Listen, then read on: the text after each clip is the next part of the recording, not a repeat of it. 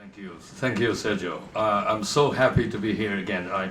Especially, I'm honored to see my respected President Fernando Henrique is here. We used to work together some 13 years ago in Washington, so I'm very happy to see you again. And the sword goes Fernando.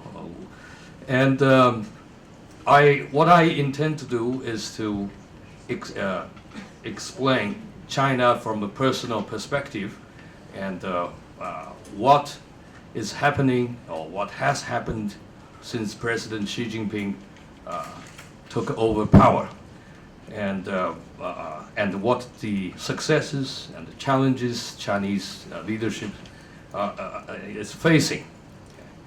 Now, the first point I want to emphasize is that what kind of China Xi Jinping inherited. I must say the Chinese Communist Party has staged one of the most impressive economic development project. Arguably, one of the most impressive even in the world economic history in the past 30-some years. Despite the fact that the traditional development theory usually argue that you have to change your political system in order to have an economic takeoff. This is the standard Western theory of economic development, and the Chinese experience seems to suggest that you can somehow maintain the system and using that particular state authority to launch a serious economic development project. And of course, that is something I think the worst debate. I think the traditional theories seem to not be able to explain anymore. Okay. I would argue this has a lot to do with unique Chinese history itself. What has been forgotten very often is that the Chinese has done a lot of very successful economic stories in its long history.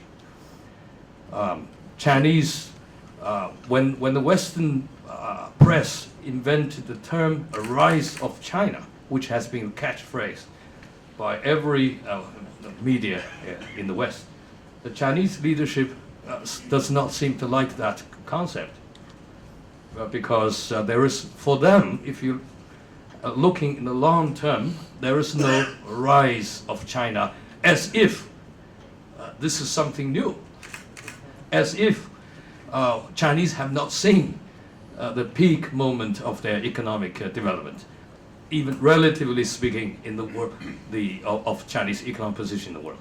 Okay. As late as 1830s, which is a couple of years before the British launched the war with China, so-called Opium War, under the flag of free trade, by the way, so for drug trafficking. The Chinese GDP, according to a massive study of OECD, in the relative position, Chinese GDP is 32.9% of the global GDP. Now, if you look at today, despite all the outcry of Chinese taking over other people's jobs, Chinese doing all the damages to other economies, our GDP is around 10%, maybe a little bit more, in the relative position. So, in other words, we have seen the trade quite a dominant trading position before. Okay. It's nothing new. We have seen that. And for the monetary side, we also seen the same story. This is, by the way, the reason why British launched the war against China, because the Chinese always registered trade surpluses. We just, in our history, we hardly know deficit. Well, for one reason, Chinese don't import regularly. But the Chinese have been able to produce major products the whole world wants to have. These are the famous Euro-Chinese trade, as we all know. The Portuguese know even better. The three products Chinese have no competitors. Okay? Silk, porcelain and the tea. These are the dominant, those days are considered luxury items, in fact. The Chinese always command very high prices, and there is no problem. So therefore, the result is that the hard currency, in those days, silver, began to flow massive amount into China, which create a major crisis for the industrialized Britain. As we know, the British gold standard was triggered by the silver crisis, and even Mexico silver flowed to China at the time. So the British start gold standard. They try to stabilize their monetary system. Eventually, they want to have a share of trade with China to reverse the consistent trade deficit with China. They couldn't do it. They end up by using force. So all these talks about the Chinese accumulate enormous amount of hard currency, therefore responsible for the global economic imbalance. Even many in the West even blame China for the last 2008 economic crisis, saying the subprime, which is a Wall Street wonderful innovation, is caused by Chinese money. Too much flow into, it's called money glut, into the United States that encourage American misbehavior. That's very, very, I think, exaggerated accusation in my view. Okay. We cannot acquit Wall Street itself for that kind of behavior. So in that sense, I think so what Chinese prefer to say that China is not on the rise. Xi Jinping used a new expression. It's called restoration. Or you can use another word, re-rise. Maybe it's down for 100 some years, then rise again. So that is a preferred interpretation what really is happening in China. Okay. So this is I think the starting point of Xi Jinping's regime. And of course he used another expression called the Chinese dream, and which he defined as the maintain prosperity for the Chinese economy, maintain happiness of the Chinese people, and of course to reduce the imbalances of the system, within the system. So here I think when Xi Jinping came to power, he was faced a lot of very severe challenges. There are a number of problems, despite all the successes I've been talking about the past 30 years for the one-party system. There are a number of difficulties. The number one issue is the widespread, very severe level of official corruption. Now, on that issue, I think Xi Jinping was right at the point. Okay? Because he believed that Chinese communist ruling legitimacy cannot be sustained if the population think the center of power behave in an immoral manner, which is, by the way, very traditional argument. You see, one thing Xi Jinping came to power is to revive tradition. He talked a lot about Confucianism. Now, what is a Confucian argument about legitimacy? Confucian traditional argument about ruling legitimacy is not a procedure, or the French call it procedure-based, which is very much a Western democratic idea. Divisions of power. So you have to make it sound more mechanical. You have a space clearly defined. But the Confucian political philosophy always emphasized what's called the deeds. Legitimacy, that is your behavior. Okay? The Chinese politics, essentially, I'm talking about throughout history, Chinese politics is a reflection of the struggle for control, the high moral ground. Who is holding the high moral ground? The Communist Party is losing that high moral ground because of that widespread, very systematic institutional corruption. Now, no previous leaders willing to deal with this, because when you want to deal with this seriously, you're upsetting a lot of the internal structure. But Xi Jinping did. And I think he has been very, very courageous on that. Now, whether or not that campaign can be totally successful, I'm not so sure. It will create stability or instability, I'm not sure. But on the whole, anti-corruption campaign has been a popular campaign. It had the effect of rescuing the legitimacy of the party, which is the key political problem for China today. And another challenge, I think, is economic transformation. Now, on that issue, I think it's China, obviously, since 2008, are facing enormous economic problem. It's not so much the issue of slowing down in trade and so on. It is a structural problem of the Chinese economy. For more than 30 years, our economy is based on, or development strategy is based on what is known as an Asian model, which is a export-led growth model, without much input into domestic consumption and welfare state building and many other aspects. And the demographic crisis, we are facing major crisis in demography and so on and so forth. So a lot of other factors are ignored. Today, with this current economic crisis, we are reaching a stage that the Asian model is no longer working. Both internationally, because the demand for China trade is declining so rapidly, but also for domestic case where there is a huge need for stimulating our own people's consumption level.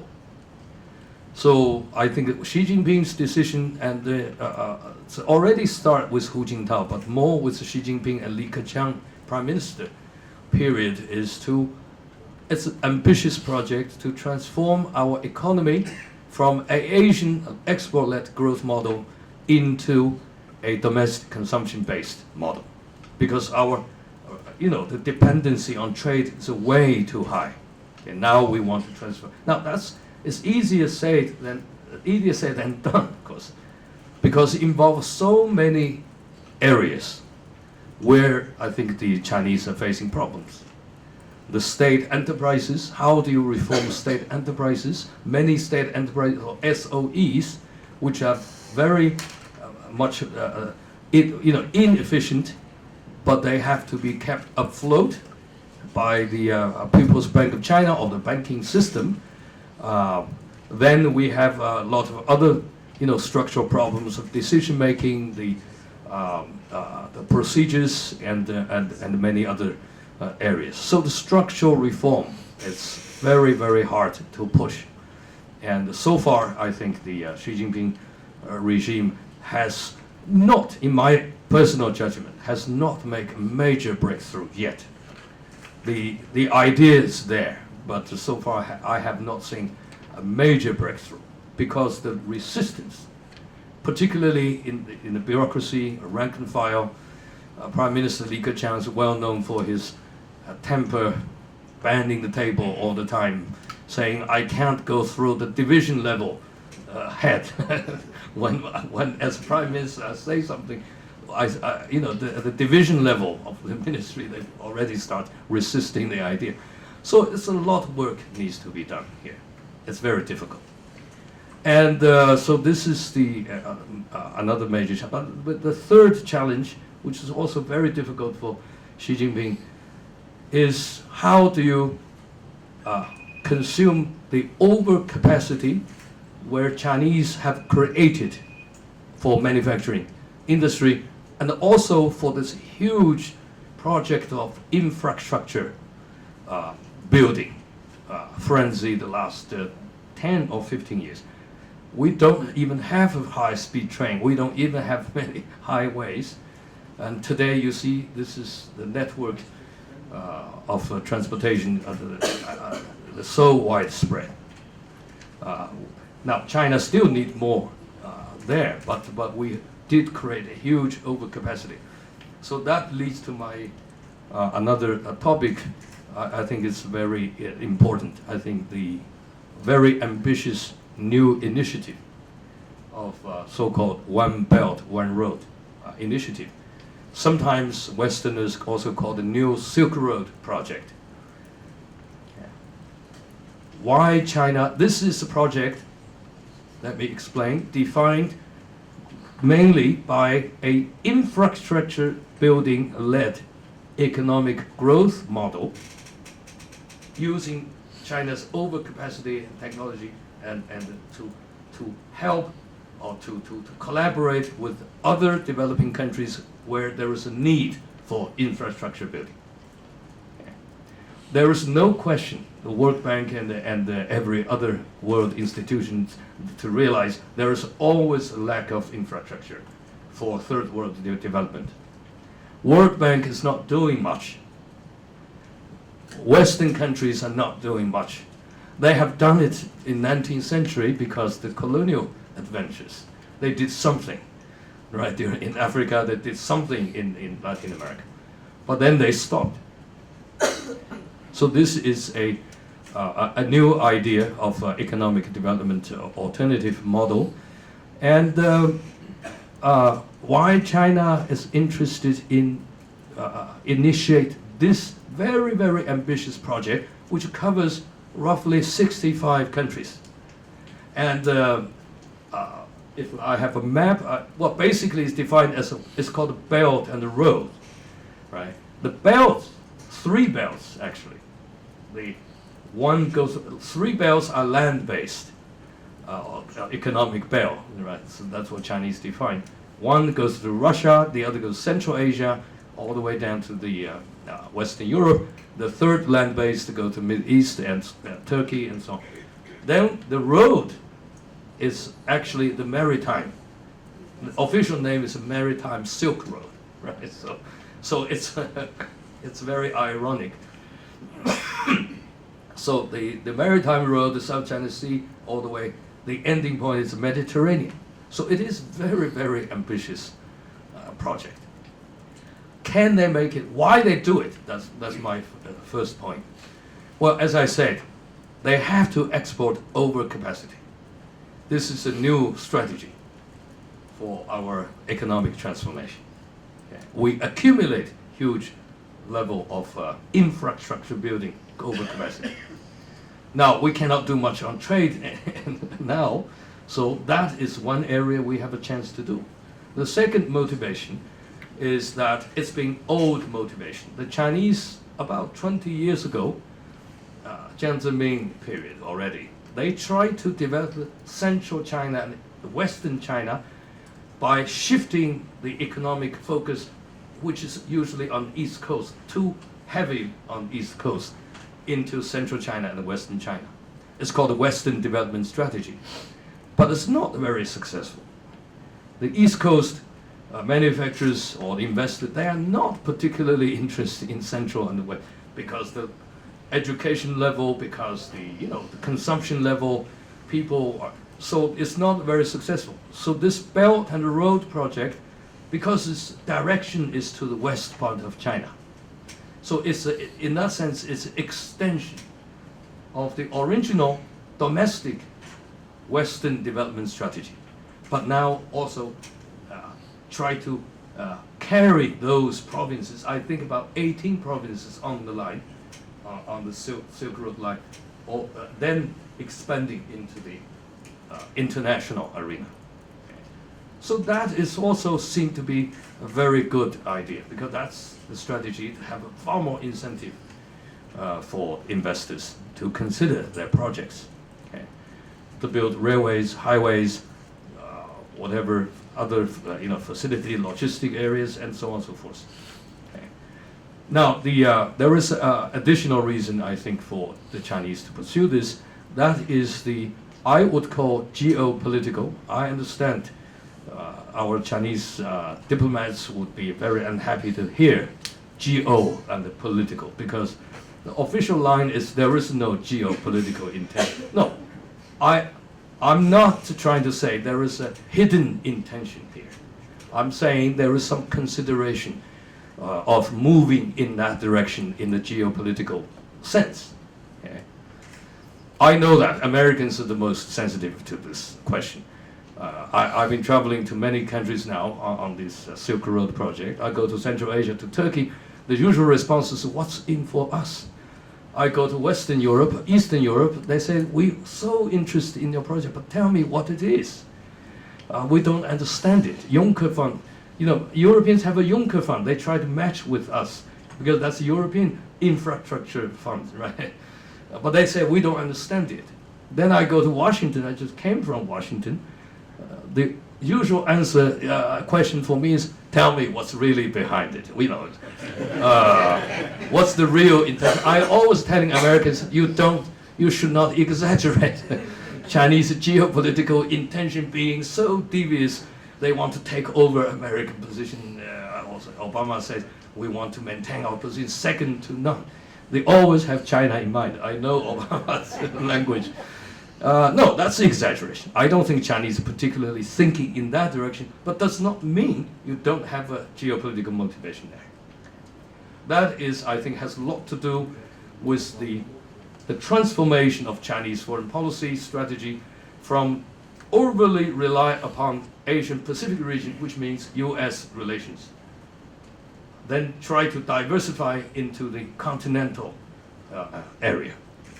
And I think the cutting date is 2003, 2004, when the UN Security Council debate on Iraq war. Okay. This is the first time that that debate convinced Chinese leadership, well, the West has two faces. It's not unified, it's not a monolith. You have a jingoistic, trigger-happy Roman, which is the United States, of course. Then you have more peace-loving who try to do something else, try to make negotiation diplomacy work, a type of Western institution, which is the EU or the major European countries. So that debate create a kind of entente, not official entente. I call it entente active of Berlin, Paris, Berlin, Moscow, Beijing. This is de Gaulle's original idea of Europe, Atlantic Urals, but extend, because that debate, all the way to East China Sea. We have kind of understanding Euro-Asian land are coming together. We seem to be able to adopt a different approach about peace and war. So it's a strong disagreement with Anglo-American view on Iraq. Now that event is critically important. This event prompted Chinese thinking maybe this is a historic moment for the first time in history. The Euro-Asian land, there is an absence of a major power rivalry, at least until the Ukraine crisis. I leave Ukraine crisis for another reason. Until then, there is not really a geostrategic rivalry between Euro-Asian countries, China, EU countries, or China with Russia, start to rapprochement at the time already. So this is a historic opportunity that the Mackindor's old argument, whoever controls, geopolitical argument, whoever controls Eurasia controls the world, and so on and so forth, is not really working in the way, because that argument has caused so many wars. Almost all modern wars in Euro-Asian mass land are caused because those kind of thinking. So Chinese leadership began to think Westernwards already in the geopolitics. I think it's a peaceful intention. So they very rapidly, I believe 2004, the Chinese internally designated, Politburo designated 2004 as a year of EU. I don't think they ever announced it, but that's what my understanding. They began to take EU very seriously. They used to think EU is a messy, slow-moving, multilateral, during the Cold War, Chinese has a reputation being G1 country, meaning they don't like a multilateral thing, For our diplomats in those days, if they're assigned to a place like Geneva, it's not a very encouraging kind of career. They'd rather go to capitals, London, Washington, because multilateral setting does not make, they think there is no action there, right? So that they're changing their mind because that debate in UN. They think the multilateralism actually can help China achieve its intention, so-called peaceful rise concept. Okay. So how they can prove the Chinese peaceful rise during Hu Jintao period? They already tossed out this concept of peaceful rise, but has never been convincing. I think it's probably last about 2 years. Then American responded with another idea, responded positively to peaceful rise with the Robert Zoellick speech in New York, create a new concept. The condition is China must be a responsible stakeholder. Now Chinese initially embrace it. They love it. Then after a couple of months they change their mind because they realize there's a lot of trap in there. Well, the issue is very simple. Who defines China as responsible or not, right? It's the United States. So therefore Chinese say no. So peaceful rise is pretty much as a concept disappeared. But does not mean Chinese leadership are not interested in proving the long-term intention of China, which is a mystery to most of the outsiders. What is the real intention? What China want to do? So this One Belt, One Road project, in my view, is really, for Chinese, it's a major, not just a possibly a valid economic project, but has a very important geopolitical intention for peace. No, not necessarily, they want to have a confrontation with anybody. So at least they want to convince the world, because they want to link the investment projects with all these countries, create common ground, common stakes. Once you create so many projects, infrastructure building and also trade, so on, it's hard for you to talk about military confrontation and so on and so forth. So Europeans understand it. Now the instrument of this project, so far we have two major instruments. The Chinese put in the initial money, we know that. And the first potential instrument is the new bank created, Asian Development Bank, Asian Infrastructure Investment Bank. This is something very, very new. It's the idea to create a multinational bank to make investment decisions on infrastructure projects. China put in the initial quite a lot of money in this, and Germany and others. The United States dislike it. They immediately say it's not going to work. But it's very embarrassing part of the story is the UK is the first one jump in before everybody else. So the best friend of the United States. So then the 50 and some countries in there. So it's start running now, right now. But this bank China has no decisive say, despite the money there. So it's supposed to be functioning as a serious business bank, an investment bank, not influenced by politics. It's based on projects, okay, the value. And on the Chinese side, there is also a Silk Road Fund, which is a very big fund, which is a government fund, somehow masquerading as PE. They love to think this is a PE, a private equity. That's the idea of Chinese try to make those projects work according to commercial rules, rather than, they want to get rid of this bad image. Some state-sponsored project is usually corrupt, politically motivated. They really want to make those projects work according to the rules of the market. Okay, so here I think this is the financial instruments there. I think they also want to link that with the BRICS Bank, which is another very important bank. And the other partner is, as I mentioned, is the European Union, newly created, also called the European Development Fund on infrastructure, so-called the Juncker Fund. So there is a lot of interest, a lot of incentive on a variety of the party to engage in this project. So most of the country engaged in this project seem to have convinced the Chinese have indeed a peaceful intention. But then, of course, the big challenge for Xi Jinping in foreign policy is how do you do in Asia-Pacific region? Even though you move to the West, but the Asian-Pacific side seems to be getting much, much worse. U.S.-China relationship has reached very low level in their engagement. I'm not saying interaction. You know, for the summit meetings, it's unprecedented. Obama and the President Xi met, what, 60 or 70? I try to remember exact figures times. Usually, since Kissinger-Nixon years, summit meetings usually work wonders. President Cardoso knows very well. I mean, summit meeting with China always work out the major issues. But somehow, they met 16 times. They're consistently talking past each other on the most important issue. This is a strategic trust with each other. They seem to talk different languages. Now, United States believe the Chinese want to interfere in freedom navigation of South China Sea. The Chinese say, why on earth the Chinese want to cut off our own lifeline? It has been Chinese lifeline of international trade.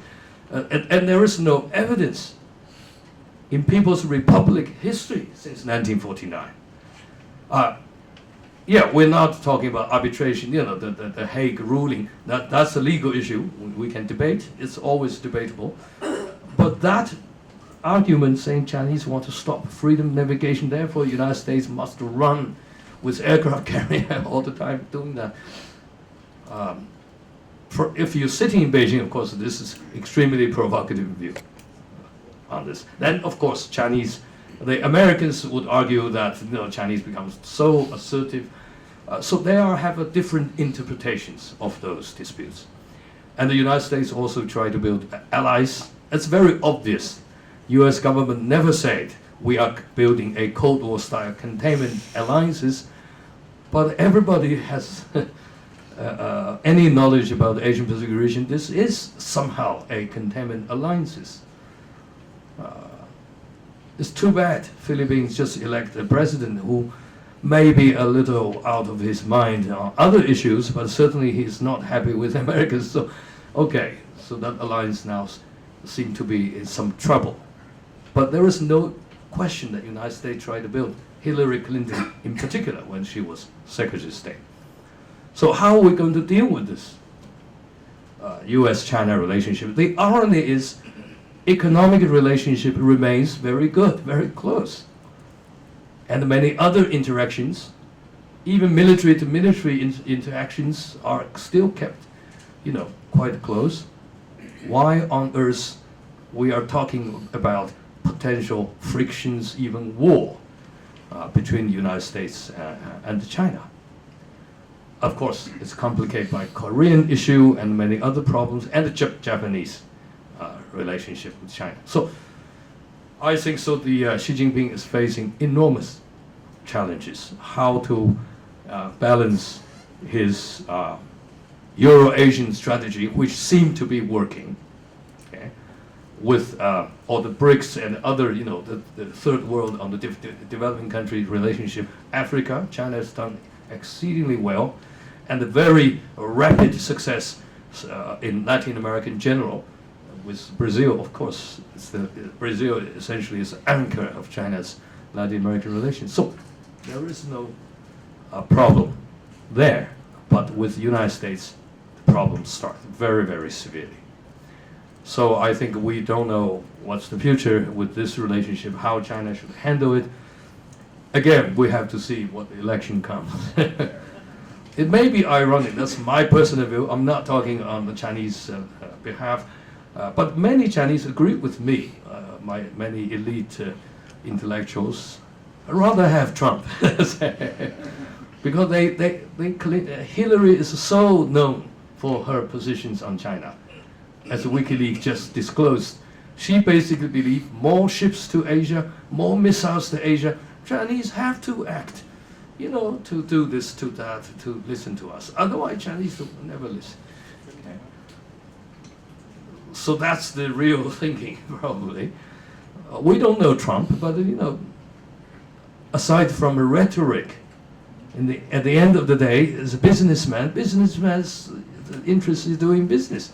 Sit down and talk about making a deal.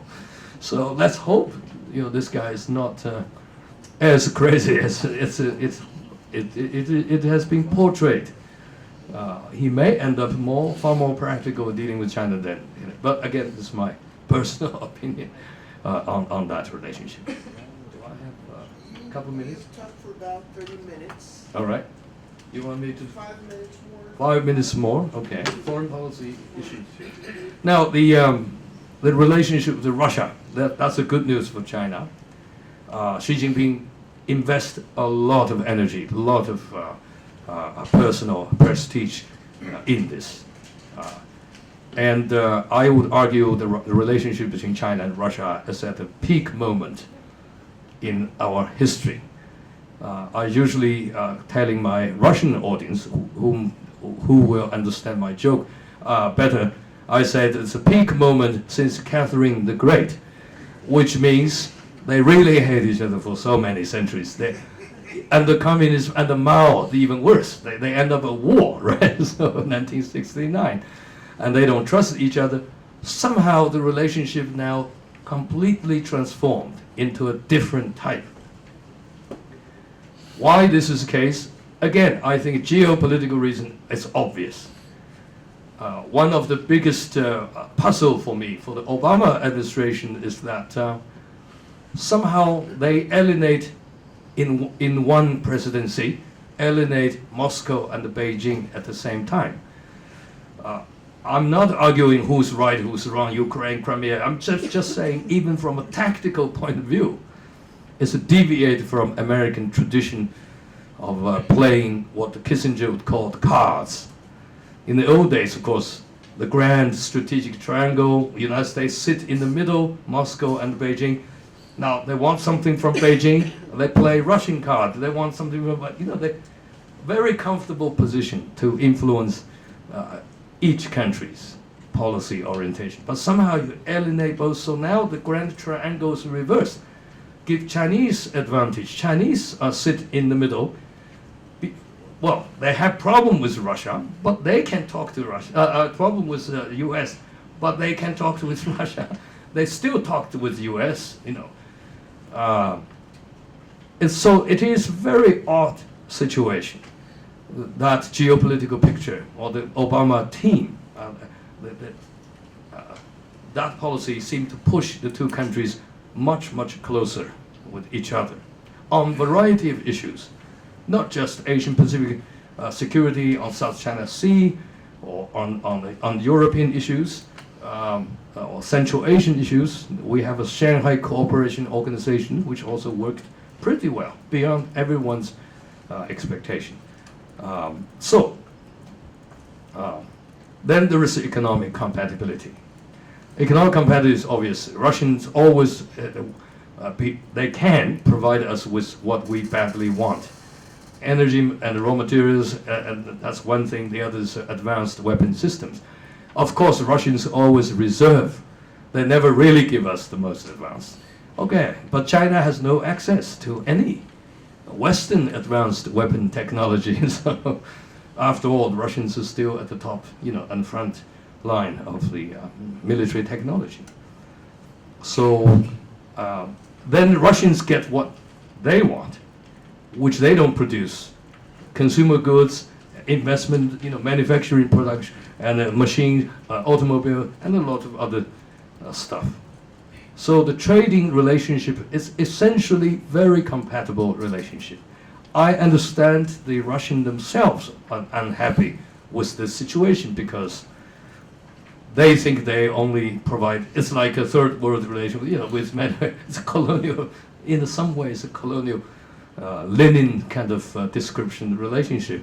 They want to somehow correct that to sell something made in Russia, not weapons or raw material, to China. Like Brazilians doing pretty well in that sense. I remember President Cardoso told me many years ago, you even doing an airplane in China, which at that time I didn't even know. I was totally shocked. Wow, Brazilian doing airplane in China. Civilian, aviation technology. So here I think the basically it's compatible, but there is a need for readjustment. And Putin, in my opinion, did not really like, initially did not like Belt and Road projects, because his favorite projects is so-called Euro-Asian Union. And with Ukraine crisis, that project pretty much dead, right? Or half dead. So he seemed to have changed his mind. He tried to link that project with our Silk Road project. So things are really going very well. I'm not trying to say there is no other tensions, the immigration issue, there are a lot of other problems between Russia, a depopulation of the the Russian Far East.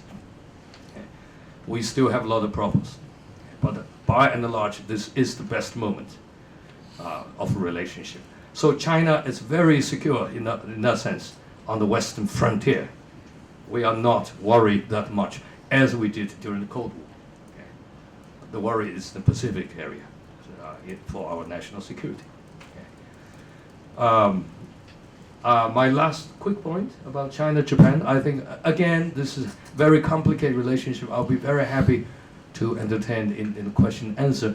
Fundamentally, I think both sides seem to have, that's my personal opinion, to misread each other's intention.